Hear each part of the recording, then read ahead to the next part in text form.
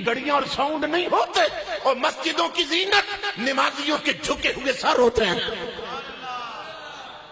مسجدوں کی زینت تلاوت کرتی ہوئی زبانیں ہوتی ہیں، اور مسجدوں کی زینت منگتوں کے اللہ کی بارگاہ میں اٹھے ہوئے ہاتھ ہوتے ہیں۔ مسجدیں نمازیوں سے سجتی ہیں، قالینوں سے نہیں سجتی ہیں۔ تو 15 صدیاں پہلے میرے آقا نے فرمایا تھا ایک وقت آئے گا میری امت پر مسجدیں سجائی جائیں گی مگر خالی ہو جائیں گی، نمازی کوئی نہیں ہوگا۔ اور آج صورتحال یہ بن چکی ہے کہ کوئی صرف جمعے کا نمازی رہ گیا، جمعے کا، اور کوئی صرف جنازے کا نمازی رہ گیا، جنازے کا، اور کوئی بدبخت صرف سال کے بعد عید کا نمازی رہ گیا، بس عید کی نماز پڑھ لیتے۔ اکثریت تو جمعہ بھی چھوڑ رہی ہے۔ کسی دن اگر کرکٹ میچ آ جائے نا جمعے کے دن تو مسجدیں خالی ہوتی ہیں، جو آتے ہیں وہ بھی نہیں آتے۔ تو خطیب صاحب پوچھتے ہیں آج لوگ کم کیوں ہیں؟ بتایا جاتا ہے جی اس وقت کرکٹ میچ ہو رہا ہے، پوری قوم ٹی وی پہ کھڑی ہے، ٹی وی پہ لگی ہے، جمعے چھوڑ دیے، رب کے سجدے چھوڑ دیے، اور کرکٹ میچ دیکھے جائے۔ امام الانبیاء کی حدیث پاک ہے، غور سے سنو۔ حضرت صلی اللہ علیہ وسلم نے فرمایا من ترک ثلاث جمع تہاونا بها طبع اللہ علی قلبہ۔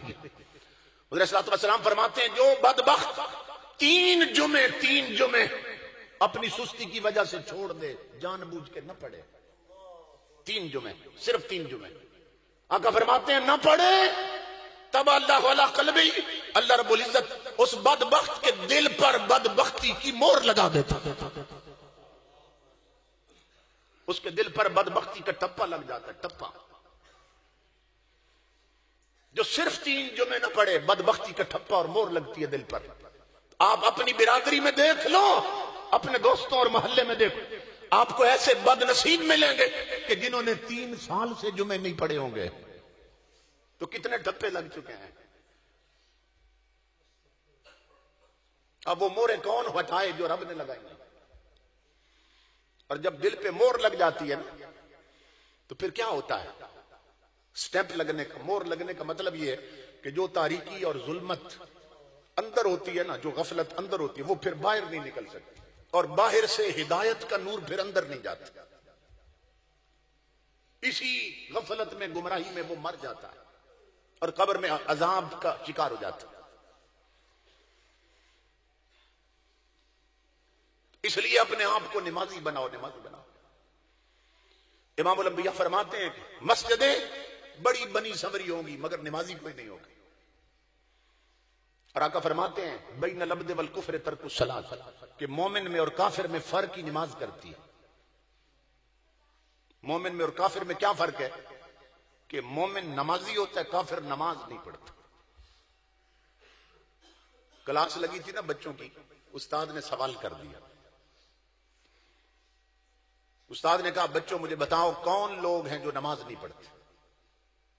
اب بچے معصوم ہوتے ہیں، 3 بچوں نے ہاتھ کھڑے کیے اور بالکل ٹھیک جواب دیا انہوں نے، لیکن جواب سب کا الگ تھا۔ استاد نے کہا بچوں بتاؤ کون لوگ ہیں جو نماز نہیں پڑھتے؟ ایک بچہ کہنے لگا استاد جی وہ لوگ نماز نہیں پڑھتے جنہیں نماز پڑھنی ہی نہیں آتی۔ تو جب پڑھنی نہیں آتی تو خان پڑھیں گے؟ کیا پڑھیں گے؟ سیدھی بات کی کہ نہیں؟ دوسرا بچہ کہنے لگا استاد جی وہ لوگ نماز نہیں پڑھتے جو مر جاتے ہیں، کیونکہ زندہ لوگ نماز پڑھتے ہیں، مردے نماز پڑھتے ہیں ان کی تو پڑھی جاتی ہے۔ تو کتنا ٹھیک جواب دیا بچے نے، جواب مختلف تھا مگر ٹھیک دیا، پہلے نے بھی ٹھیک دیا۔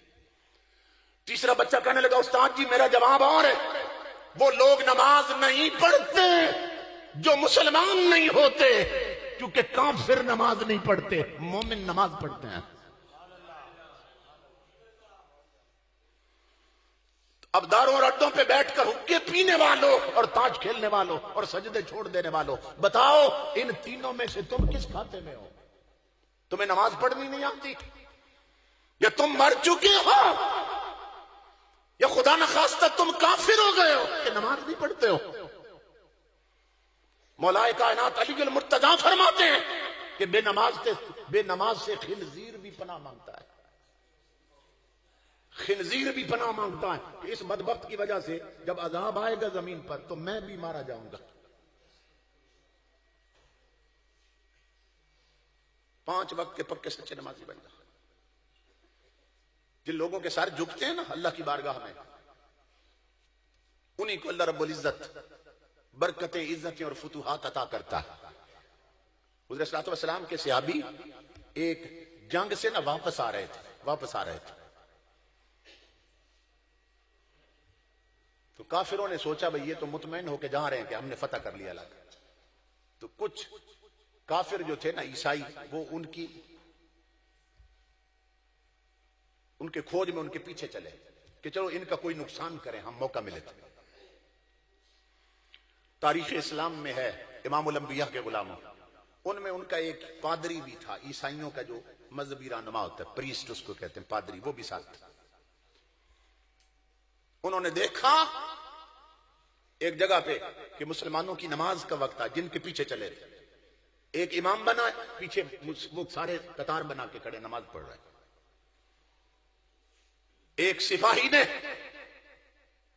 کمان کے چلے میں تیر چڑھایا، بہت نشانہ باز تھا، اس نے سیدھا تیر مارا، جو امام بنا تھا اس کے سینے میں لگا۔ نماز شروع ہو چکی تھی، امام گر گیا، اس کی جگہ پہ پچھلا پاؤں گھسیٹتا آگے مصلی پہ آ گیا، نماز نہیں توڑی۔ اس نے پھر تیر چڑھایا کمان کے جلے میں، پھر مارا، وہ بھی گر گیا، سینے میں لگا، اس کی جگہ پہ تیسرا آ گیا۔ جب وہ سپاہی تیسرے کو تیر مارنے لگا تو عیسائی پادری نے اس کا ہاتھ پکڑ لیا، اس نے کہا نہ مار نہ مار، کہا مجھے پیدا کرنے والے کی قسم ہے کہ جنہیں 2 بھائیوں کی تڑپتی لاشیں بھی رب کے سجدے نہیں چھڑوا سکی، ہم دوبارہ پیدا ہو جائیں اس قوم کو ہم کبھی ہرا نہیں سکتے ہیں۔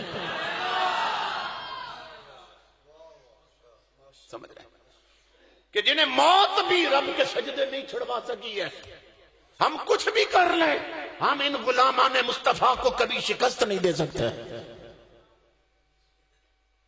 سجدوں میں قوت ہے، اللہ کی بندگی میں طاقت، حضور کی سچی غلامی میں طاقت۔ ایران کا جو سپہ سالار تھا، کمانڈر ان چیف فوج کا، وہ تھا رستم۔ تو جب ایران پہ پتہ چلا کہ مسلمان حملہ کرنے لگے ہیں، اس رستم نے حضرت سعد بن ابی وقاص رضی اللہ تعالیٰ ان کی طرف، یہ کمانڈر تھے مسلمانوں کی فوج کے، رستم کمانڈر تھا کافروں کی فوج کا، اور یہ حضور کے صحابی حضرت سعد بن ابی وقاص یہ کمانڈر تھے مسلمانوں کی صحابہ کی فوج کے۔ اس نے پیغام بھیجا، اپنا ایلچی بھیجا رستم نے حضرت سعد کی طرف کہ ایسا کرو تم اپنا کوئی بندہ بھیج دو تاکہ ہم مذاکرات کرتے ہیں، مذاکرات، تو ہو سکتا ہے کوئی صلح کی ایسی راہ بن جائے کہ یہ کچھ تو خون نہ ہو اور جانیں ضائع نہ ہو، کہ لڑائی اور جنگ سے بچ جائیں اور صلح ہو جائے کچھ اصولوں پہ۔ حضرت سعد بن ابی وقاص نے حضور کے جلیل القدر صحابی ہیں حضرت معاذ بن جبل رضی اللہ تعالی، ان کا انتخاب کیا، انہیں بھیجا کہ آپ مذاکرات کریں۔ حضرت معاذ اکیلے چلے گئے۔